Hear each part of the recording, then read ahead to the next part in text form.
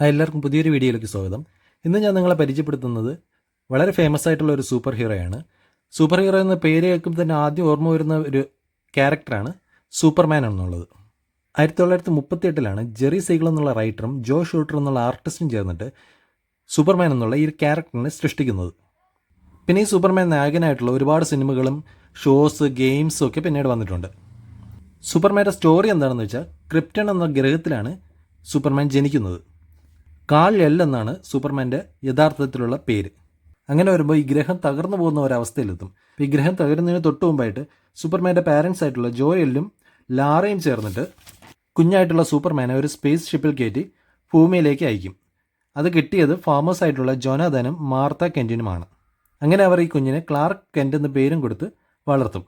വളർന്നു വരുമ്പോഴാണ് സൂപ്പർമാന് തൻ്റെ കഴിവുകളെല്ലാം തിരിച്ചറിയാൻ പറ്റുന്നത്. സൂപ്പർ സ്ട്രെങ്തും ഒട്ടും തുളച്ചു കയറാത്ത സ്കിന്നുമൊക്കെയാണ് അങ്ങനെ സ്പെഷ്യലായിട്ടുള്ള കഴിവുകളുള്ളത്. അങ്ങനെ ഈ കഴിവുകൾ ഉപയോഗിച്ച് ക്രൈംസിനെതിരെ പോരാടാനായിട്ടാണ് സൂപ്പർമാൻ എന്നുള്ള പേര് സ്വീകരിക്കുന്നത്.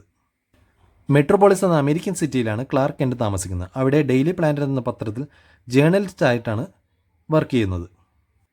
ഇതേപോലെ 2 പേഴ്സണാലിറ്റിയുള്ള സൂപ്പർ ഹീറോസിനെ നമുക്ക് വേറെയും കാണാൻ പറ്റും. പീറ്റർ പാർക്കർ എന്നുള്ള സ്പൈഡർമാൻ, പിന്നെ നമ്മളെ ഇന്ത്യയിൽ നിന്നുള്ള ഗംഗാധർ എന്നുള്ള ശക്തിമാൻ. ഇതൊക്കെ ഈ ഒരു ഡ്യുവൽ പേഴ്സണാലിറ്റിയുള്ള സൂപ്പർ ഹീറോസാണ്. ഇനി നമുക്ക് ടോയ് നോക്കാം. ജസ്റ്റിസ് ലീഗ് മൂവി ബേസ് ചെയ്തിട്ടുള്ള ഒരു ടോയ് ആണിത്. ഈ സീരീസിൽ 6 ടോയ്സാണുള്ളത്. ഇതാണ് ഇതിൻ്റെ ബോക്സ്. ഇവിടെ പേര് കൊടുത്തിട്ടുണ്ട് ജസ്റ്റിസ് ലീഗ് സൂപ്പർമാൻ. ഇവിടെ ഹെൻറി കവിൽ, ആ മൂവിയിൽ സൂപ്പർമാൻ്റെ ക്യാരക്ടർ അവതരിപ്പിച്ചിട്ടുള്ള ഹെൻറി കവിലാണ്. ഹെൻറി കവിലിൻ്റെ ഫോട്ടോ കൊടുത്തിട്ടുണ്ട്. ഒരു ചെറിയൊരു സിമിലാരിറ്റി ആണ് ഉള്ളത്, എന്നാലും കുഴപ്പമില്ലാതെ ഡീസൻ്റായിട്ട് ചെയ്തിട്ടുണ്ട് ടോയ്.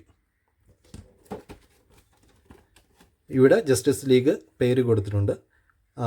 സൂപ്പർ ഹീറോസിൻ്റെ സിമ്പിളാണ് ഇവിടെ കൊടുത്തിട്ടുള്ളത്. സൈഡിലും ഹെൻറി കവിലിൻ്റെ ഫോട്ടോ കൊടുത്തിട്ടുണ്ട്. ബാക്കിൽ ഈ ടോയ് സീരീസിൽ വരുന്ന ബാക്കി ക്യാരക്ടേഴ്സിൻ്റെ ഫോട്ടോ ഇവിടെ കൊടുത്തിട്ടുണ്ട്. ഇതിൽ ബാറ്റ്മാൻ നമ്മൾ ഓൾറെഡി ചെയ്തിട്ടുള്ളതാണ്. ഇതിൽ ഓരോന്നിൻ്റെ കൂടെ വരുന്ന പാർട്സ് ചേർത്തിട്ട് ചെയ്യേണ്ട ഒരു ടോയാണ് ഈ വില്ലനായിട്ടുള്ള സ്റ്റെപ്പൻ വുൾഫ്. ഇത്രയാണ് ടോയ് ബോക്സിൻ്റെ വിശേഷം. ഇത് അത്യാവശ്യം ഡീസൻ്റ് ആയിട്ടുള്ള ഒരു ടോയാണ്. ഒരുവിധം ജോയിൻസ് എല്ലാം കൊടുത്തിട്ടുണ്ട്. പിന്നെ ഡിസൈനും നല്ല ഒരുവിധം ഭംഗിയായിട്ട് തന്നെ ചെയ്തിട്ടുണ്ട്. ആ മൂവിയിലുള്ള കോസ്റ്റ്യൂമാണ് ഇതിൽ ഉപയോഗിച്ചിട്ടുള്ളത്. നമ്മൾ സാധാരണ കോമിക്സിൽ കാണുന്ന സൂപ്പർമാനിൽ നിന്ന് ഒരു വ്യത്യാസമുള്ള ഒരു കോസ്റ്റ്യൂമാണ് ആ മൂവിയിൽ ഉപയോഗിച്ചിട്ടുള്ളത്. ഫ്രണ്ടിൽ തന്നെ സൂപ്പർമാൻ്റെ സിമ്പിൾ കൊടുത്തിട്ടുണ്ട്. പിന്നെ ഡ്രസ്സിൽ ആ ഒരു ചെറിയൊരു പാറ്റേൺ ആയിട്ട് ഇങ്ങനെ കൊടുത്തിട്ടുണ്ട്. ആ ഡ്രസ്സിൻ്റെ ഒരു പാറ്റേൺ കാണത്തക്ക രീതിയിൽ ഡിസൈനായിട്ട് കൊടുത്തിട്ടുണ്ട്. പിന്നെ ഇത് ബാക്കിലെ കേപ്പിൻ്റെ ആ ഒരു പാർട്ടാണ്.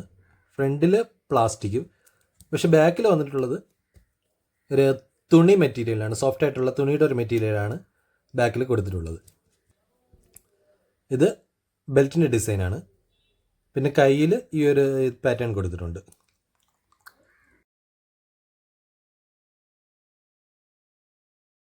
പിന്നെ നേരത്തെ പറഞ്ഞ പോലെ ആ ഹെഡ് ആ ഒരു ലൈക്നെസ് കിട്ടിയിട്ടില്ലെങ്കിലും ആ ഒരു ഡിസൈൻ കുഴപ്പമില്ലാതെ ചെയ്യാൻ പറ്റിയിട്ടുണ്ട്.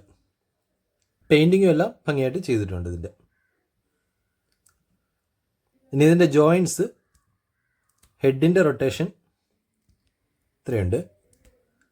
മുകളിലോട്ടുള്ളത് ചെറിയൊരു ഇതേ ഉള്ളൂ, ഇത്രയും കിട്ടും.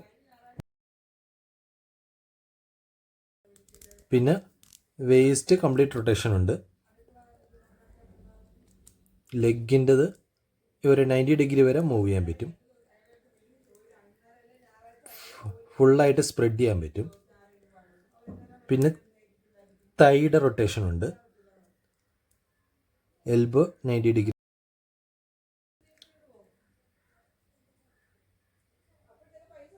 പിന്നെ ഈ ജോയിൻറ്റും കാലിൻ്റെ ജോയിൻറ്റും ഇത്രയും ചെയ്യാൻ പറ്റും.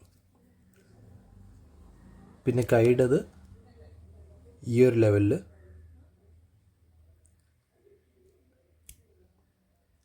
പിന്നെ ഫുള്ളായിട്ടുള്ള റൊട്ടേഷനുണ്ട്. ബൈസിപ്സിൻ്റെ റൊട്ടേഷനുണ്ട്. എൽബോ ഉണ്ട്. റിസ്റ്റിൻ്റെ റൊട്ടേഷനുണ്ട്.